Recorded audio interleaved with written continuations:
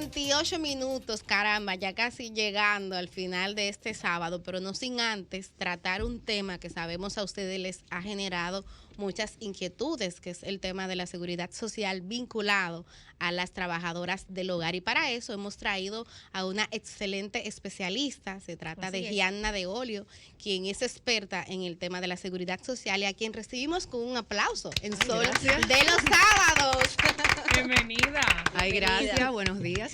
Bueno, muchas preguntas, Gianna, a partir de las resoluciones que han emitido tanto el Ministerio de Trabajo como el Consejo Nacional de la Seguridad Social y el Comité también de Salarios. Una tiene que ver, ¿qué pasa si las trabajadoras del hogar son intermitentes, tienen más de un patrón o patrona, en este caso, para el tema de cotizaciones? Ya que para mí, no sé tu opinión, lo más trascendental de esas resoluciones es que ellas entren a cotizar al sistema de seguridad social. Así es, claro que sí. Buenos días nuevamente y gracias por la invitación. Realmente la inclusión de este segmento dentro de la seguridad social es un gran avance porque son trabajadores y la parte de salud, la parte de pensiones va a estar también incluida para ellas. Entonces, de verdad que sí, que fue muy bueno que se pudiera incluir dentro de la seguridad social.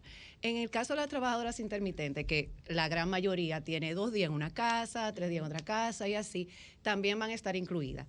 Pero la cotización va a ser única, es decir, no importa el salario que gane la persona, es un monto fijo, donde la casa tiene que pagar 552 pesos y la trabajadora 28.50, que claro, se le va a descontar del salario, pero seguro uno lo va a pagar. Del monto que gane, sea 10.000 o sea 15. No es como, por ejemplo, ustedes conocen en los trabajadores dentro del régimen contributivo, que es un porcentaje del salario. Exacto. Aquí no es un monto fijo, pero sí tiene que pagarlo cada casa. O sea que si yo voy a tu casa y también está en otra casa, cada patrón tiene que registrarla dentro de la seguridad social y hacer el pago. Una pregunta. ¿Y ella va a pagar los 28 pesos por cada salario?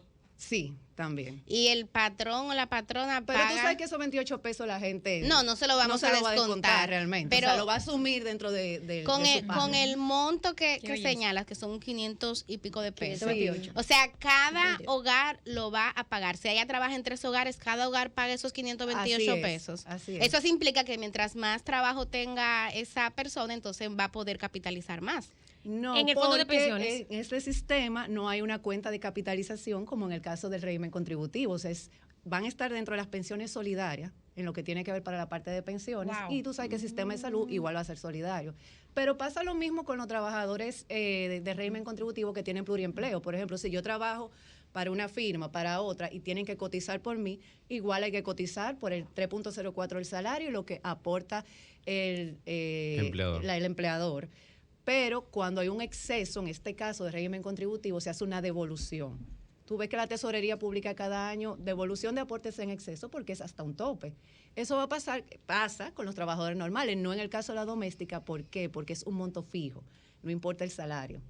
¿Cómo funciona el sistema con respecto a las cotizaciones y a las ayudas sociales? Teníamos esa inquietud el sábado pasado de que se entiende que el que cotiza no puede recibir estas ayudas sociales que del gobierno y que muchas colaboradoras del hogar reciben. Hay quienes dicen que sí hay un mecanismo de que puedan seguirlas recibiendo y hay otras personas que dicen que formalmente esto no funciona así, que habría que ver cómo se haría para hacerlo efectivo sin que les perjudique. Sí, mira, eso se aclaró también y las trabajadoras que ganen hasta 20,000 siguen en las ayudas sociales. Si ganan más de 20,000, entonces ahí sí no estarían dentro de las ayudas sociales. ¿Eso es oficial? ¿Hay alguna resolución, algún documento? Porque el sábado pasado la información que teníamos era que era hasta 10,000 pesos. No, es hasta 20. ¿Hay algún documento? Eso fue confirmado en una entrevista que se le hizo al ministro de Trabajo, donde él lo aclaró. También se confirmó vía los programas sociales que lo que están por encima de 20, entonces no entrarían. Yo tengo una pregunta para aplatanar la conversación. Sí. Por ejemplo, si una empleada doméstica tiene 3 empleadores, o sea, visita 3 hogares en una semana, o sea, lunes le toca A, miércoles B y viernes C. Ese empleador debe de pagar cada empleador sus 528 al mes por esa, y ese así es. Perfectamente. Exactamente. ¿Cómo va a ser el mecanismo de que la casa se va a registrar? Eso viene en una normativa de la tesorería que, como bien dice la resolución, tiene un plazo de 3 meses. Sí. O sea, que ahora mismo le están trabajando. Ya cuando salga la normativa, vamos a volver para explicar entonces cómo sería. Por favor. Comentaba el sábado pasado que es un plan piloto también. Claro. O sea, sí, aquí sí. estamos determinando. Es un plan piloto lo del seguro, según tengo entendido, pero lo del salario mínimo, la resolución que habla sobre el salario mínimo es definitiva. Sí, la resolución del salario mínimo, hay 3 resoluciones. Ajá. 2 del Ministerio, una del Ministerio de Trabajo, otra del Comité Nacional de Salario, donde se fija cuál es el salario mínimo, y una del Consejo de Seguridad Social. Esa es la que es plan piloto. Establece un plan piloto para este grupo que va a ingresar adentro de la Seguridad Social. Felipe Vamos a Vallejos. un caso práctico para que la gente entienda. Sí. Por favor. A ver, muchas de las familias, hasta clase media, incluso familias de escasos recursos, tienen que contar con una persona a nivel doméstico para poder salir a trabajar y demás. Supongamos que se aplica la resolución del Ministerio de Trabajo, que yo creo que es un paso muy bueno en términos de seguridad social, pero no estoy tan seguro de términos prácticos por las horas laborables a la semana, porque vamos a hacer de 8 a 4 de la tarde, de lunes a viernes, creo que son 44 horas máximo. Pero vamos a ver, o sea, si la señora, muchas de las trabajadoras domésticas duermen allá, en la casa donde trabajan, y se van a sus casas los fines de semana, incluso hay algunas que pasan de largo, por algún tipo de acuerdo que tengan con sus empleadores. A las 4 de la tarde, ¿qué hago? O sea, en términos prácticos. Lo que pasa es que la resolución también establece que tú puedes, de común acuerdo, establecer o que va a ser de tal a tal hora, y entonces ahí establece para que no pase de las 44. O sea, usted de común aunque acuerdo esté en la vivienda, por ejemplo, exacto, la que aunque esté esté en la amanecida. vivienda, lo puedes establecer Hacer de común pausas acuerdo. en el día. También, exactamente. Eso es lo que se establece sobre lo que no se puede pasar de las 44 horas a la semana. Eso es dentro de la resolución del Ministerio de Trabajo. La que tú comentabas del Consejo de Seguridad Social, entonces establece el plan piloto para la inclusión en la seguridad social. Ahí se establece cuáles son los beneficios que van a tener dentro de la seguridad social y también cuál va a ser el aporte a la seguridad social, tanto de la trabajadora como de las casas o del empleador, y hay un aporte también del Estado.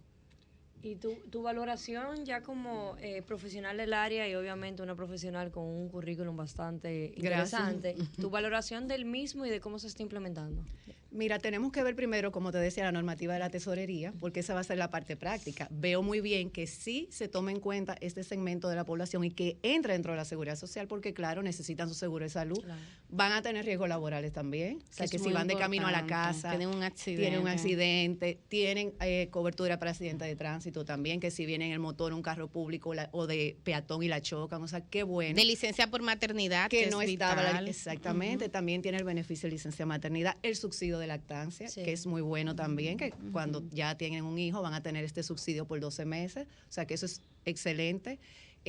Lo que te decía, riesgos laborales, con accidente en ruta, con una caída en el lugar de trabajo, o sea que sí, qué bueno que van a tener estos beneficios. Ahora, ¿cómo va a ser la implementación en cuanto a registro ATCS?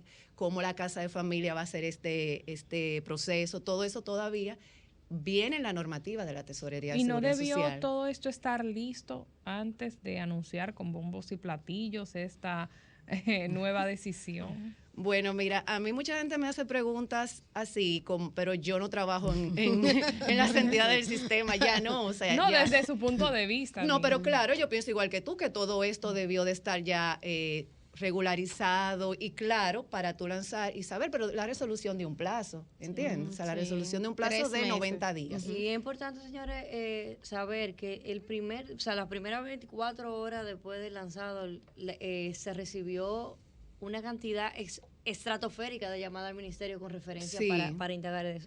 El ministerio, qué bueno ver que la gente está por lo menos claro. Vi que el ministerio publicó también una guía y todo eso, pero ya la parte de implementación hay que ver la normativa de la tesorería, cómo va a ser ese proceso, y me entiendo también que se va a dar una campaña explicando y todo eso. De manera que sea también fácil para los empleadores, para las casas, porque no son empresas, somos casas. Roselvis Vargas. A propósito de los contratos de trabajo, ¿los contratos quedarían establecidos inmediatamente uno en el registro de la doméstica, en el portal, o cómo sería este proceso? Lo que dice la resolución y la guía es que hay que hacer un contrato, ahí te indica cuáles son los puntos y que hay que registrarlo en el ministerio y en la tesorería. Eso también entiendo que es parte de lo que viene dentro de la normativa ya de aplicación. Bueno, para usted que conoce un poquito la resolución, ¿esto significa que la persona tendría que hacer un contrato con un abogado aparte, subirlo al portal? ¿Qué significa esto que plantea la resolución? Sí, entiendo que hay personas que no van a poder hacer un contrato y van a tener que auxiliarse. Otros quizás sí, viendo la resolución donde te dice los puntos principales, pudiera hacer su contrato. Y me imagino que el ministerio tendrá algún la propia modelo persona también ya quizás guindado en el portal para que la gente solamente descargue y cambie lo. En términos prácticos, nueva vez, perdón que insista en la parte práctica. Hay que ir mes a mes, todos los meses hay que ir a la tesorería, ¿o cómo es? Sí, se supone que va a ser igual. Espérate. Por el portal, pero no físico. No, pero no físico, no presencial. Mira, ¿qué hace una empresa ahora mismo? Lo que manejan tesorería. Entran al SUIR, que es el Sistema Único de Información y Recaudos, suben su nómina, se les genera la notificación de pago y luego realizan el pago en los primeros 3 días de cada mes. ¿Cómo va a ser para este nuevo plan especial? Sí, tiene que ser mensual también. ¿Cómo va a ser el registro? Eso tenemos que ver. ¿Cómo va a ser el pago? También va a ser mensual porque ya lo dice. Entonces tú entiendo que vas a registrar tu casa con tu doméstica, ya luego que se hizo el contrato y también se registró en el ministerio, y luego vas a hacer el pago también por los bancos que están autorizados, igual que para las empresas. Hay que ver si todas las casas están en capacidad de hacer esto, porque tal vez no todos los propietarios de casa tienen un conocimiento que le permita pero hacer incluso de pequeñas empresas. O sea, yo trabajo ayudando a algunas empresas también en ese tema de gestión de la tesorería, de subir la nómina, y muchos contables también lo hacen, porque y hay también muchas personas físicas que tienen trabajadores a su cargo, como los trabajadores del sector agrícola, que las resoluciones dicen claro que ese productor, que es persona física y tiene a su cargo más de 5 o 10 trabajadores, también tiene que registrarse en TCS. Entonces, muchas veces esa gente no lo hacen porque no lo sabe. Entonces, sí, eso habrá que ayudarlo y hacer en ese proceso de registro y todo eso, porque no es solo las casas, también hay empresas que todavía tienen ese tema de TCS. Gianna, en el tema de la migración que hace de las trabajadoras del hogar para el régimen contributivo subsidiado, que esa también es una novedad. Aplátánale eso a la gente. ¿Qué significa eso? Mira, la Ley de Seguridad Social tiene 3 regímenes: contributivo, que es el de los trabajadores que trabajan regularmente o ocasional, pero tienen un empleador; régimen subsidiado, que es para las personas que no trabajan, que están a cargo del Estado, pertenecen a la ARS SENASA; y el contributivo subsidiado es un régimen que se establece para los trabajadores informales. Tú sabes que en nuestro país la mayoría caería dentro de este régimen y no ha comenzado. La resolución habla de régimen contributivo subsidiado, pero yo diría que es un plan especial dentro del contributivo. ¿Por qué? Porque la ley dice que el contributivo subsidiado está a cargo del Estado y del trabajador independiente, que a falta de empleador, entonces necesita el Estado. Pero aquí están las casas aportando. Entonces, no es contributivo subsidiado, es un plan especial dentro del contributivo que se hizo para poder insertar este grupo dentro de la seguridad social, pero no es contributivo subsidiado. El contributivo subsidiado no tiene FONAMAC, aquí se está incluyendo. El contributivo subsidiado tampoco tiene riesgos laborales, aquí está incluido. O sea, es un plan especial que se hizo para este grupo. Se habla de régimen subsidiado para salud, pero aparte tienen otros beneficios que no están dentro del régimen subsidiado. Claro. ¿Y qué pasa, por ejemplo, con las trabajadoras del hogar que ya forman parte del régimen subsidiado? Ajá. Sí, van a conservar ese beneficio, el régimen subsidiado, porque así lo dice la resolución. Beneficio del régimen subsidiado, y en adición, entonces, complementario. tienen exacto, por el plan nuevo, una red privada odontológica cerrada, beneficios de medicamentos, unas farmacias privadas en una red cerrada, hasta 5,000 pesos. Entonces, es como un subsidiado con unas adiciones que se hizo especial para este grupo. Felipe. Susi. Sí. Perdón. El sentido práctico de nuevo, Felipe. Me vio como Voy con mi sección de términos prácticos. Las personas que tengan ya una compañía registrada, aunque sea pequeña, ¿pueden hacer el proceso por esa vía o debe de haber otro registro para el hogar también? Póngase usted que yo tengo una compañía que somos mi esposo y yo. No, porque si tú la incluyes por ahí es como una trabajador formal y entonces generarías otras consecuencias también laborales. Vas a perder, por ejemplo, el beneficio del seguro, que se convierte en un complementario, y aquí sería un y ahí en ese caso, bueno, tú pudieras elegir SENASA, pero es dentro del contributivo. Esa tiene un seguros SENASA subsidiado, que tiene otras condiciones también, pero sobre todo lo que generaría en la parte laboral para tu empresa, porque es como que tú tienes un trabajador, donde ya tú vas a tener prestaciones laborales, cesantía, preaviso, todo eso. Por último, Felipe. Sí, quería preguntarte algo. ¿Puedo hacer una pregunta más polémica? Claro, este es el sol de los sábados. No, Gianna, quería saber tu opinión, porque es preocupante que al 2032 es una pequeña 2022. porción, menos de la mitad de la población dominicana, y en alguna medida tendrá una pensión con una tasa de reemplazo, la tasa de reemplazo siendo un fragmento de lo que era tu último salario. Entonces, la verdad que estamos ante una situación en términos de seguridad social muy preocupante, que al 2032 las personas que se vayan a retirar, muchas de ellas no vayan a tener pensiones, y las que vayan a tener pensiones vayan a ser un tanto bajas. A raíz de esta situación y de todo el debate que se ha suscitado, tu opinión como jurídica estrictamente de la sentencia del Tribunal Superior Administrativo que ordenó a la CIPEN restituir o devolver los fondos. Este es un caso práctico, él pasó. Bien, mira, la sentencia reciente, me imagino que ya lo han hablado aquí de qué se trata.